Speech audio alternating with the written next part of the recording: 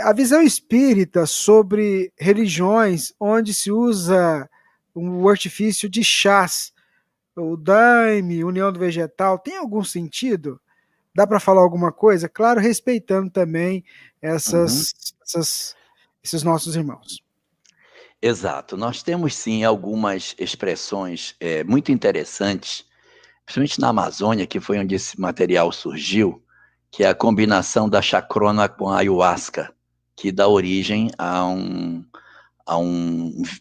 vinho que eles tomam, e a partir dali você começa a ter uma série de experiências muito interessantes.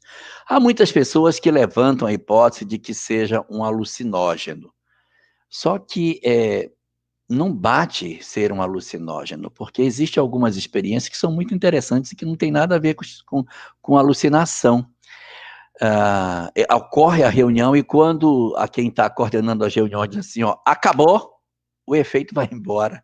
Se fosse uma droga, não iria embora. Então, existe sim alguma coisa de espiritual muito interessante e muitas pessoas que experimentam esse tipo de substância têm experiências bastante curiosas e modificadoras das suas vidas, né? Pessoas que têm experiências assim têm tido resultados muito interessantes. Eu tenho um amigo que faz um trabalho excepcional com pessoas que são apenadas, chama-se Luiz Marques, trabalha numa ONG lá em Porto Velho. E ele pegou um conjunto de apenados e levou para tomar esse chá. E eles, quando tomam esse chá, eles acabam tendo algumas experiências espirituais bem interessantes em que eles veem as pessoas com as quais eles cometeram seus crimes. E quando eles voltam de lá de cima, não vão matar mais ninguém, não. O cara tá vivo, eles veem. Então, existe todo um conjunto de experiências que ajudam as pessoas a se transformarem. Mas a sua pergunta é como é que isso é? Bom, isso aí é o seguinte. Segundo o que é possível perceber, essas substâncias, elas têm o poder de abrir as comportas da mediunidade. É como se nós tivéssemos um potencial mediúnico pequenininho. Quando eu tomo essa substância, o meu potencial, que é pequeno, abre. É como se as janelas da alma se abrissem todas. E as minhas percepções espirituais ficam profundamente aguçadas. E aí a gente começa a viver uma série de experiências que, sem aquela substância, eu não teria a oportunidade de experimentar. Então, elas têm essa característica de serem um instrumento que potencializa as faculdades mediúnicas que nós possuímos. Isto significa dizer que o espiritismo as abona?